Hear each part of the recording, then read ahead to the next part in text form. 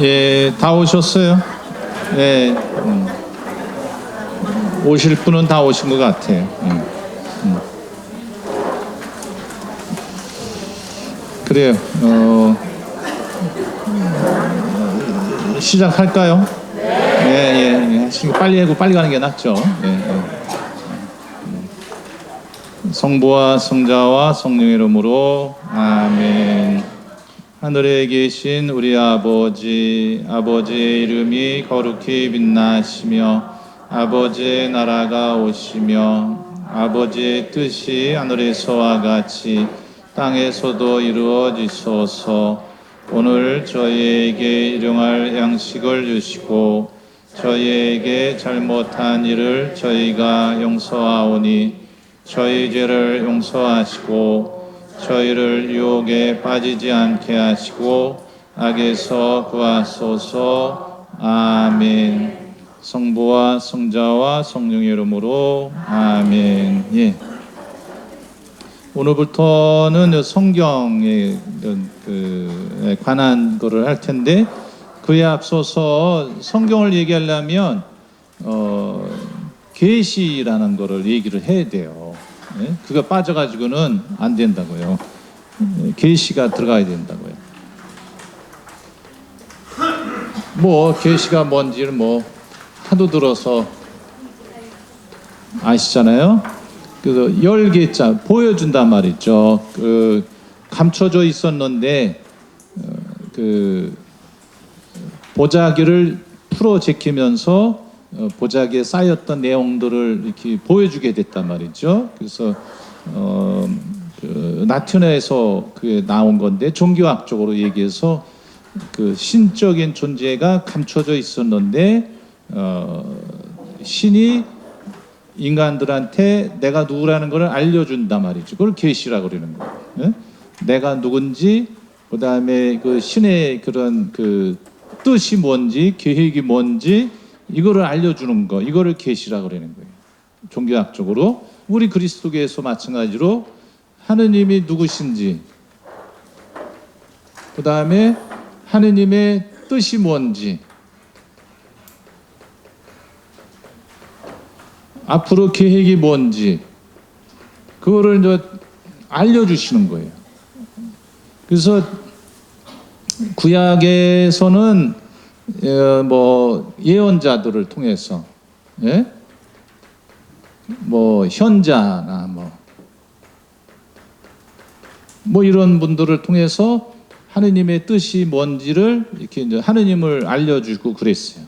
근데 이제 마침내 그 마지막 때 와서 하느님의 아드님 예수 그리스도를 통해서 하느님이 어떤 분인지, 하느님의 뜻이 뭔지 다 드러났어요. 그래서 좀 어려운 말로 예수님 시대, 예수님을 계시의 절정이다 얘기를 해요.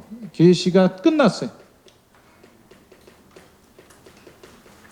다 드러났어요. 다 끝났어요.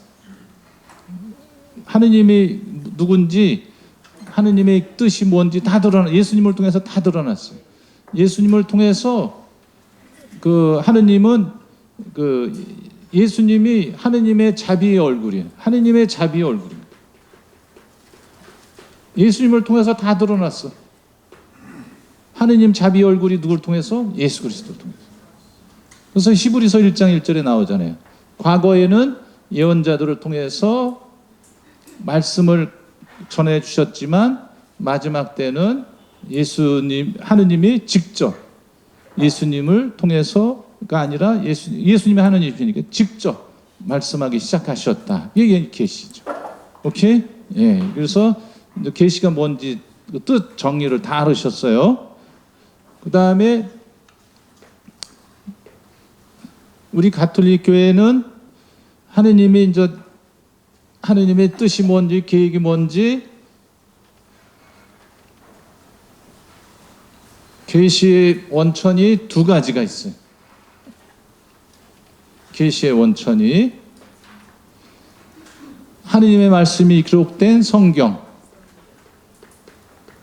그 다음에 성경에 기록되지는 않았지만 성령께서 주 예수 그리스도와 성령께서 사도들에게 맡기신 하느님 말씀이라고 하는 성전이 있어요. 그렇죠? 예. 그래서 하느님이 전달 방법이죠.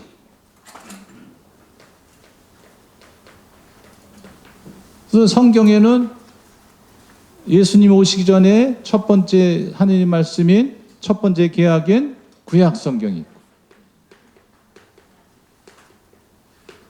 그 다음에 그 하느님의 계시 절정이 다 드러난 신약 성경입니다. 그렇죠? 예. 그 다음에 성전이 건물을 얘기하는 거 아니에요. 거룩한 전통이라 그래요. 여기에는 사도적 실천, 그 다음에 교회사적 전통, 실천, 이게 있단 말이죠. 사도들이 행했던, 예수님의 사도들, 그 바로 사도들이 행했던 그런 가르침이 있고, 교회사적 실천 안에는 여기에 이제 그 교부들이 있는 거죠. 오케이? 교회 스승들. 그렇죠? 예. 그 다음에 교부들 중에 또 학자, 신앙이나 교리에 아주 그 모범적인 그런 했던 성인들 있죠? 성인, 성녀들 37분. 그분들. 그 다음에, 우리 이제 전례, 미사, 그 다음에 여러 가지 이제 성인들의 가르침, 이런 것 등등. 그 다음에 또 이제 신앙감이라고 하는 게 있는데, 신앙감각이라는 게 있는데, 우리 이제 모든 신앙인들이 이거는 우리가 믿어야 된다, 그런 것들이 있죠. 신앙감. 그러니까 저 밑에 평범한 신자부터 그 많은 그 성인 교황님까지 다 동의하는 그런 그 신앙 교리가 있어요. 그거 만약 성모님 승천이라든가 성모님 언제 이런 거 다 신앙감에 의해서 교회가 선언한 거예요. 그 전에는 그거를 알고는 있었지만 이거를 공적으로 드러내 선포하는데 그렇게 시간이 걸린 거예요. 다 조사를 하고 신자들도 원했고, 그러니까 이제 그걸 발표를 했지. 그걸 신앙감이라고 그래요. 그 다음에 그런 그 교도권이라는 게 있죠. 우리 교회 그 신앙의 교리라든가 가르침이 예수님의 가르침하고 맞는지 안 맞는지 이거 판결을 내릴 수 있는 권한이 있어야 될 거 아니에요. 그거를 교도권이라 그래요. 이건 아무나 평범한 사람인 것이 아니라 그래도 교회에서 이분이 이런 걸 할 수 있는 분, 그 주교님들 있죠. 예? 이분들 그걸 근거로 해서 가르치는 거죠. 예. 유권 해석을 내릴 수 있는 권한이 있는 분들 있죠.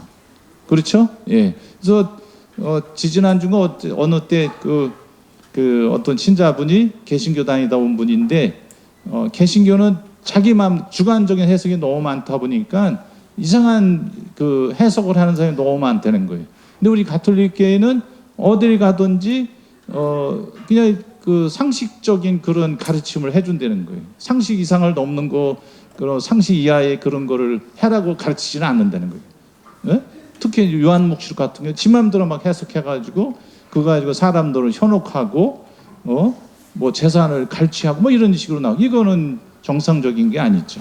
그래서 그런 일들이 벌어지지 않도록 그게 이제 교도권이 해주는 거죠. 성경 해석이나 이런 것도 그렇죠. 예, 이거를 전 교회사적 전통이라고 그러는 거예요. 그렇죠. 예, 무슨 얘기 하셨죠? 예, 우리 가톨릭 교회는 하느님의 계시가, 개신교는 이거 성경만이지만은 우리 가톨릭 교회는 주 예수 그리스도와 성령께서 사도들에게, 사도들이 누구예요? 12사도에게만? 아니죠. 사도들의 후계자가 누구예요? 주교님들이지. 요거를 알아들으셔야 돼요. 예? 그래야지 그 다음에 성경이 2000년 전에 쓰였으니 그대로만 해석 글자 그대로 해야 돼? 본질은 안 바뀌지만 시대에 맞게 설명을 해야 되는 거예요. 그렇죠?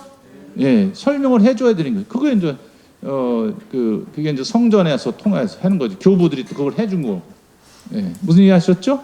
그 다음에 성경이 이게 진짜인지 가짜인지 판별하는 기준을 누가 갖고 있는 거예요? 교회가 그 정리를 해줘야 되잖아요. 그게 누가 하는 거예요? 성전이 한 거예요. 아니 이게 진짜인지 가짜인지 이걸 어떻게 해? 무슨 기준이 있어야 될 거 아니야? 누가 해줘야 될 거 아니야? 아무나? 안 되는 거지. 예. 이게 이제 그런 역할을 한 게 성전이 해준 거지. 오케이? 예. 그 얘기를 또 먼저 할 거예요. 이제 개신교는 그 권수를 마음대로 줄일 수는 없으니까 해석을 자유롭게 막 하다 보니까 이상한 행동을 하는 사람이 자꾸 나오는 거예요. 거기에 또 현혹되고 뭐 제이메스인지 뭐 하여튼 이런 사람이 막 나오는 거죠.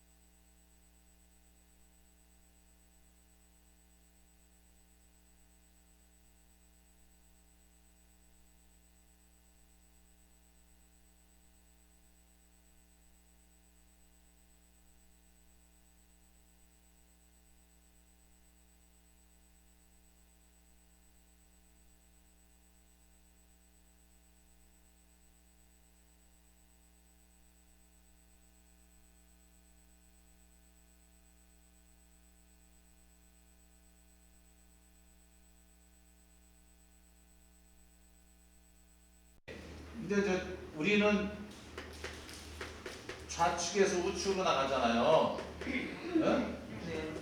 근데 이 사람들은 그렇게 안 나가요. 이렇게 쓴다 이렇게. 예? 우측에서 좌측으로 나간다고요. 이거를 그렇게 써요. 예? 예. 좀 이렇게만 됐지만 이 사람 나중에 마소라 테스트라는 게 나오는데 이게 점을 찍어요. 점을 찍어 원본 시브리에는 점이 없는데 마소라라는 그 텍스트 성경에는 히브리 성경에는 점을 찍어서 모음을 만들어요. 히브리어는 모음이 없어요. 특이하게도. 오케이? 모음이 없어요. 나중에 또 얘기를 마소라 텍스트 할 때 또 얘기. 그래서 이거를 하느님 이름을 함부로 부르면 안 되니까 이 사람들이 1년에 한 번 대사제가 하느님 지성소에 들어가서 그때만 부르고 나머지 때는 못 불러요. 평상시에는 이 단어가 나오면은 아도나이라고 발음을 했다고요. 아도나이. 나의 주님이라는 뜻이죠. 주님이라는 뜻이죠. 어? 주님이라는 뜻인데 그래서 우리나라도 성경 번역을 할 때 이 야훼라는 단어가 나오면 주님이라고 번역을 한 거예요. 그 다음에 탈취기 3장에서 하느님께서 모세한테 당신 이름을 밝힐 때 한두 번 나오고 야훼라는 단어가 나오면 다 주님으로 번역을 한 거예요. 무슨 말 아셨죠? 예. 이런 전통에 따라서 한 거예요. 개신교의 여호와는 틀린 발음인 거예요. 몇 번 말씀드렸어요. 틀린 거예요. 여기다가 이런 좌음에다가 A, O, A, I, 야호와 이렇게 발음되거든요. 이게 영어식 발음으로 제호바 이렇게 되거든요. 제호바. 이게 이거를 갖다 붙인 거지. 근데 우리 가톨릭 교회 사제가 그렇게 한 건데 우리 교회를 연구해 보면서 이거 틀린 발음이라는 걸 부정하면서 안 쓰는데 개신교는 아직도 이거를 쓰고 있는 거예요. 틀린 발음이라는 걸. 여기까지 무슨 말인지 모르시겠어요? 잘 모르겠어요. 이런 걸 듣는 이 처음이에요? 큰일 났네. 큰일 났어. 나중에 또 얘기를 할게요. 이거 틀린 발음이에요. 그래서 개신교에서도 이거를 안 써요. 좀 있는 데는. 그래서 조윤기 목사 승고원 교회도 그 회고에 보면 그 전에 그랬는데 지금은 모르겠어요. 영어라고 안 나왔어요. 야훼가 나왔지. 그래서 이거 틀린 발음인 걸 알았던 거예요. 그래서 야훼로 들어갔지. 오케이? 이게 아직도 옛날 그 고집하는 사람들은 아직도 여호와라고 틀린 발음이에요. 네. 이게 미국에서 개신교가 오는 바람에 이렇게 돼버린 거지. 오케이? 네. 됐죠? 뭐 질문 있으세요? 구약에서는 그러면 무슨 교라고 해요? 네? 구약에서는 구약만 이슬람교 믿는 사람들은 유다교라고 우리 그리스도교는 구약 첫 번째 약속이라고 예수님에 의해서 새로운 약속이 이루어졌기 때문에 신약이라고 하는 거죠. 구약과 신약을 다 믿는 동경하는 종교를 그리스도교라고 해요. 구약만 하는 사람은 유다교라고. 유다교. 신약만 믿는 사람은 없어요. 그거를 주장했던 사람이 지난번에 말씀드린 마르치온이라는 이단이에요. 예? 마르치온. 지난번에 말씀드렸죠? 마르치온이라는 사람. 이 사람이 구약 성경을 읽어보니까 구약 성경을 몇 번이나 됐겠어 그 당시에 하느님이 너무 무서운 거야. 여호수아기만 읽었는지 판관기만 읽었는지 그냥 또 무서운 장면이 자꾸 나오니까 이거는 자비로운 하느님이 아니다. 빼버려. 성경에서. 그래서 루카, 바오로서가 뭐 이런 것만 인정한 거야. 그래서 우리 교회에서 안 되겠다. 그래서 2세기경에 그 무라톨이라는 분이 그 성경 목록을 경전 목록을 만들었어요. 그래서 무라톨이 단편이라는 책에서 성경 경전 목록이 나오기 시작하고 그다음에 내일 모레 아타나시오 그 성인 축일인데 아타나시오 성인이 부활절 메시지를 보내는 그 서간에서 그 구약을 몇 권 신약을 이렇게 이제 나오기 시작하면서 나중에 이제 그 아우구스티노 성인 그 책에도 나오고 그 당시에 이제 그 공예를 통해서 지역 공예를 통해서 우리 그리스도교 경전은 구약은 이거 신약은 이거 이렇게 결정하게 된 거죠. 오케이? 예. 이게 어느 한 개인이 정한 게 아니라 근데 이 사람 때문에 이제 우리 교회의 정경이 뭐뭐뭐다 하고 밝히기 시작된 거예요. 오히려 위기가 기회가 된 거죠. 그렇죠? 이제 이분은 파문은 당했고 왜냐하면 구약을 배제하니까 구약 없이 예수님이 나올 수가 없잖아요.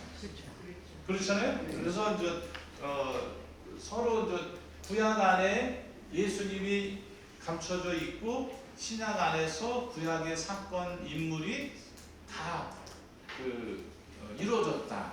그래서 그거를 예형 예표라고 하는 거예요. 이게 첫 번째 아담이 하느님께 불순종했지만 새로운 아담이신 예수 그리스도는 순종함으로써 구원이 시작됐잖아요. 구원이 됐잖아요. 그게 로마서 5장에 나오는 얘기예요. 바로 예수 그리스도가 바로 새로운 아담이라. 그래서 그걸 예형 예표라고 그래요. 구약의 사건이 신약에 와서 그게 이루어졌단 말이죠. 그걸 감춰져 있다는 표현을 쓰고 있어요. 아우스틴 성인은. 그것도 뒤에 또 나와요. 또 나오고요. 오늘 아주 지금까지 못 배운 거 아셨죠? 네. 아더치원이랑 나중에 뒤에 가면 경전 목록을 어떻게 해서 정하게 됐는지 이것도 다 나와요. 그 다음에 뭐 더 궁금한 거 있으시면 답이 바로바로 나와서 신기하죠? 또 질문 있으시면 저도 많이 몰라요. 계속 제가 찾아보고 공부하는 거죠. 제가 어떻게 다 알아요? AI도 아니고. 예형 예표란 것은 뜻이 좀 제가 다 지금 말씀드렸죠. 네. 그러니까 구약에서 어떤 예를 들면 탈출기 12장에 10가지 재앙이 있었는데 마지막 재앙이 뭐냐면 이집트의 만물 막대가 죽임을 당하는 마지막 재앙이에요. 그런데 하느님께서 모세에게 너희 자녀들에게는 어린 양을 잡아서 이스라엘 백성들의 집은 어린 양의 피로 발라라. 그러면 그것을 보고 주님의 천사가 지나쳐 갈 거다. 건너뛸 거다. 그게 파스카 축제예요. 그래서 어린 양의 피를 보고 하느님께서 구원해 주셨는데 이것은 바로 예수님의 십자가 사건의 예형, 예표란 말이죠. 오케이? 네. 그래서 이제 우리가 주일날 구약 성경을 읽고 그 다음에 복음을 읽잖아요. 그러면 일독서하고 복음하고는 연결이 되게 돼 있어요. 구약의 사건이 예수님 안에서 이루어지는 것을 알 수가 있어요. 부활 시기는 좀 다르지만 그래서 일독서하고 복음하고는 꼭 연결이 되게 돼 있어요. 그래서 그거를 예형 예표에 대한 이해만 하고 있으면 주일날 미사 참여할 때 제가 이제 구약도 인용하기도 하고 복음서 설명도 하죠. 그거 다 알아듣는 거죠. 오케이? 네. 그 얘기를 좀 한 거예요. 다 알아들으셨죠? 네. 그래서 첫 번째 아담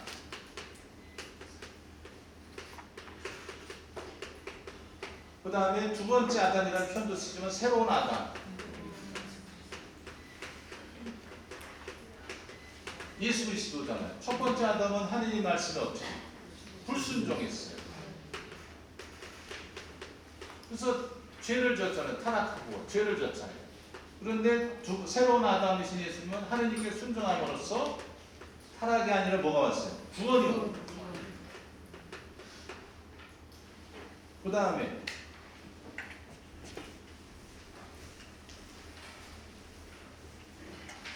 첫 번째 하와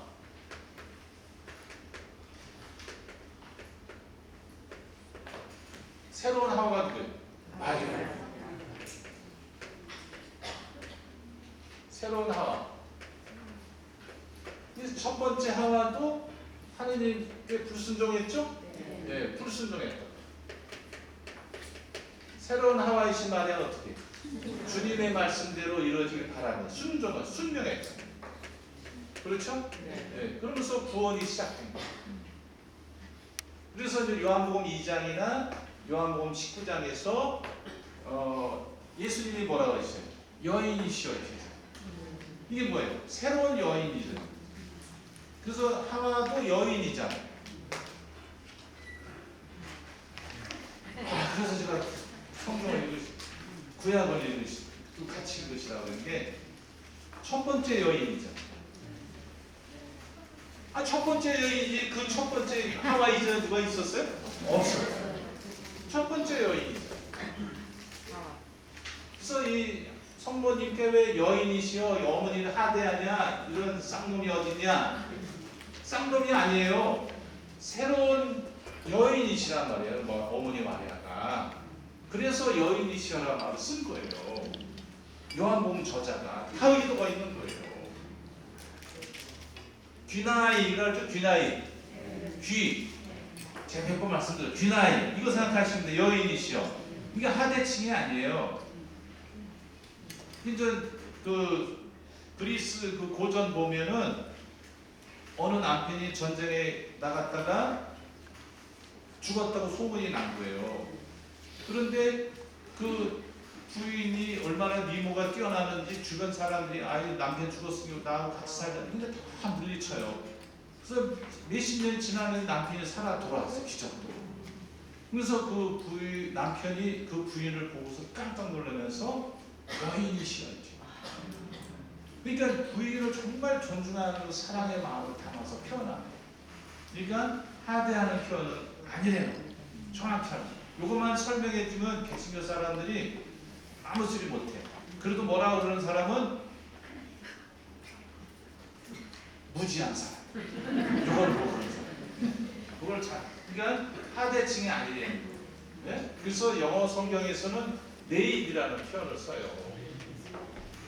그냥 우먼이라고 표현도 번역을 했지만 네이드라고 번역을 하는 영어 성경도 있어요.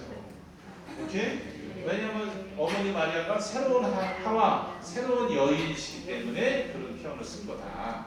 이렇게 아시면 됩니다. 이게 묵상만 해서 강론해서는 안 된다는 거예요. 이런 기가. 이런 거 성경을 하나하나 설명을 해야 거기에 묵상하고 따라가야지. 묵상만 해서 얘기하면은 이런 성경 공부가 안 돼요. 강론은 성경 공부도 다 포함이 되어 있는 15분 이내에 하려면 바쁜 거죠. 오케이? 네. 어려운 거 없죠? 네. 이게 다 바로 아담과 하와는 바로 어머니 마리아하고 예수님의 그런 미리 벌써 암시하고 있는 예형 예표인 거죠. 네. 오케이? 네. 오케이. 또 질문 있으시죠? 이거 오래 너무 오래 걸려. 500원치가 달라고 안 그러니까요. 물어보셔도 돼요. 궁금했어요. 예.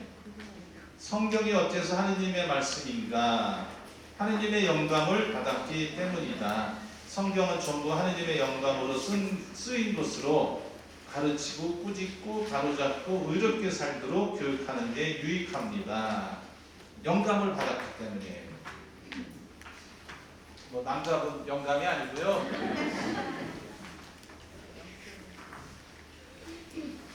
영감이라고 이제 번역을 했는데 영감도 영감이지만은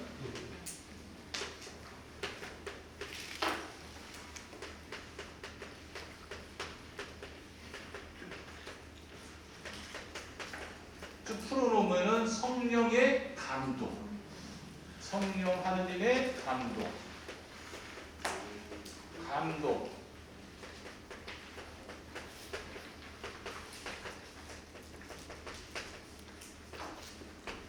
성령의 감동.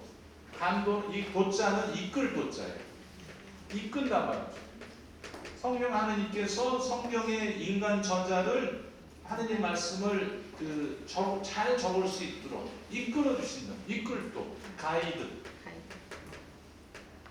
이끌어 주신다. 성령의 감동.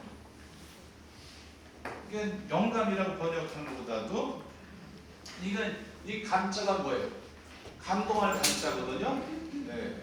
사람의 마음을 이끌어서 그 하느님의 말씀을 적게 하시는 누가? 성령 하느님께서. 그래서 성경은 하느님의 말씀이에요. 인간이 그냥 소설 수필 쓰듯이 것이 아니라 성령 하느님께서 인간의 저자인 성경 저자가 하느님의 말씀을 받아 적을 수 있도록 이끌어 주시고 인도해 주시고 가르치셨어요. 그래서 성경은 그래서 하느님의 말씀이다 얘기를 성령의 감도를 받았기 때문에. 오케이? 네. 이게 일반 그런 소설 수필이 아니라 이게 감동할 감자 사람의 마음을 이끌어 움직이신다. 네? 감동하면 어떻게? 우리가 감동받으면 어떻게? 무슨 감동적인 편지를 남편한테 받았다. 그런 부인이 어떻게? 가만히 있어요? 너무 좋아가지고 남편이 오면 아이고 우리 남편한테 이렇게 나가서 뭐 꽃다발을 주든지 무슨 선물을 주든지 아니면 음식을 맛있게 하든지 아니면 어디 차를 준비해서 차를 마시자. 이게 감동을 받으면 어떻게? 움직이는 거죠. 그러니까 성령의 감동을 받아서 내가 움직여서 이끄심에 따라서 썼단 말이죠. 오케이? 네. 그래서 영어로는 인스피레이션, 영감이라고 그러잖아요. 영감. 이 영감이라는 말 일반 사람들은 성령의 감도라고 쓰지는 않지. 그냥 무슨 어떤 영감을 받았다고 해서. 네? 근데 우리 교회에서는 이렇게 성령의 감도라고 의미를 달리하는 거죠. 오케이? 네. 어렵지 않죠? 네. 네. 하느님의 영감을 성령의 감도를 받았기 때문에 성령의 이끄심에 따라서 썼기 때문에 성경은 하느님의 말씀이다. 이렇게 정확하게 아시면 됩니다. 예. 여기 다 나오죠? 예. 하느님의 영감을 받았다는 것은 성경 저자들이 성령의 비추심과 인도받았음을 말합니다. 인간인 성경 저자들에게 미친 하느님의 영향을 말한다. 예. 그러니까 인간이 가지고 있는 인간의 그 성경 마르코는 어제 마르코복음 저자 사가 추기했죠. 네. 그런 그 마르코복음 사가에게 예수님에 가는 걸 쓰도록 영향을 미친 거죠. 이끄심에 따라서. 그리고 마르코복음 사가는 그 사람의 능력에 맞게 쓰시게 한 거예요. 그래서 복음서는 다른 복음서에 비해서 아주 짧아요. 짧기도 하고 그게 늘어놓지 않아. 네? 늘어놓지 않고 단순하게 돼 있어요. 그래서 그거를 보고 마테오, 마르코 복음서 저자가 참고로 해서 자기 시각에 예수님을 쓴 거지. 무슨 얘기 아셨어요? 예. 아유 여기 강의 여기 오는 거 자꾸 얘기해. 그러니까 마르코 복음을 제일 먼저 쓴 거지.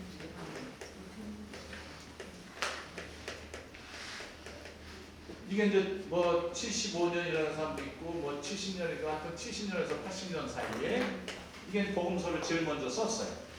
그런데 이제 마테오 복음서 저자가 그냥 무작정 쓸 수는 없잖아요. 근데 마르코 복음서가 이거를 썼다는 소문을 듣고 여기에 이제 도움을 받아서 쓴 거죠. 그래서 마테오 복음서.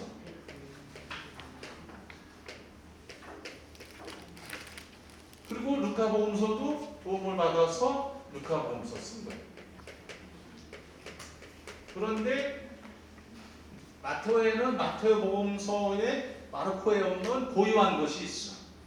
그러니까 예를 들면 25장부터 24장부터 25장에 보면은 열처녀의 비유라든가 중말씀 이거는 다른 복음서에 없고 그 복음서에 마테오 복음서에만 있어요. 그래서 이거는 마테오 복음 고유한 거라고. 오케이? 예. 그다음에 루카 복음서에 여기도 보면은 탕자의 비유 다른 복음서에 있어요, 없어요? 없어요. 여기만 있는 거예요. 예? 사마리아 10사람 나를 치유받고 와서 감사드린 거 여기만 있어. 이게 루카 복음서 고유한 거, 고유. 그걸 집어넣으면서 루카 복음서의 시각으로 예수님을 보고서 쓴 거지. 그러니까 여러분이 저를 보면 아유 저 신부님이 입이 좀 까다롭겠다. 저 하나도 안 까다로워요. 잘못 알고 있는 거예요. 잘못 알고 있는 거예요. 저의 뒷모습을 보고 웬 젊은인가? 이렇게 잘못 본 거죠. 잘못 본 거죠. 그러니까 사람마다 시각이 다 다른 거예요. 100이면 100 다. 그것처럼 예수님을 보고 느끼고 체험 만난 사람이 많은데 그 대표적인 복음서 저자 4명이 예수님을 앞에서 보고 뒤에서 보고 위에서 보고 옆에서 보고 그걸 쓴 거예요.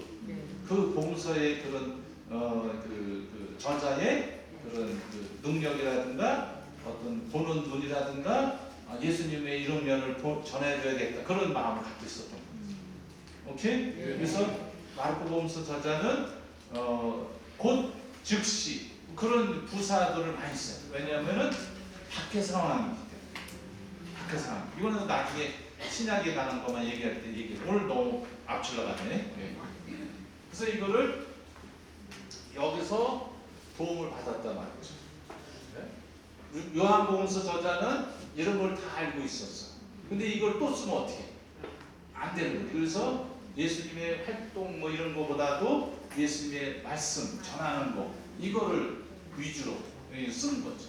이게 더 어떻게 보면은 더 깊이가 있게 쓴 거라고 보시면 거죠. 나중에 그거 얘기하겠습니다. 이게 너무 오래. 이런 게 재밌어요? 네. 그래서 그러니까 하나님 말씀인 성경을 기록하는 저자들에게 하느님께서 인간에게 알리고자 하신 당신의 진리를 그릇됨 없이 기록해 하심을 말한다. 그게 성령의 감도라고 얘기를 한다. 무슨 얘기 하셨죠? 네. 이처럼 성경은 하느님의 계시 진리를 성령의 감도로 오류 없이 바르게 기록한 것을 말합니다. 성경은 하나님의 말씀을 담고 있고 영감을 받았기 때문에 참으로 하느님의 말씀입니다. 보면은 성경의 원저자는 하느님이시다. 왜냐하면 성경은 성령의 감도로 즉 성령의 이끄심에 따라 기록된 하느님의 말씀이기 때문이다. 그래서 성경의 원저자가 누굽니까? 그럼 하느님이라고 하는 정확한 답이에요. 그 다음에 인간의 저자가 있는 거죠. 바울서가 편지라든가 그 다음에 사복음서라든가 다 요한의 1, 2, 3서라든가 베드로 1, 2서 그 다음에 요한복수록 이런 것들은 인간의 저자, 요한이라는 저자가 있는 거죠. 오케이? 네. 그렇게 이제 우리가 아시면 되겠습니다. 또 성경이 어쩌서 하나님 말씀이니까 영감을 받았기 때문에 성령의 감도를 받았기 때문에 성령 하나님의 그런 이끄심에 따라서 인간의 성경 저자가 썼기 때문에 오류가 없기 때문에 성령의 감도를 받았다 이렇게 쓴다. 좀 쉬었다 할까요? 그냥 마무리할까? 쉬었다 해요? 네. 5분만 쉬겠습니다. 나갔다 오시고 뭐 빵도 있는 것 같은데 왜 안 드시는? 시타 꺼도 될 것 같아요. 시타 뒤에 좀 드시고.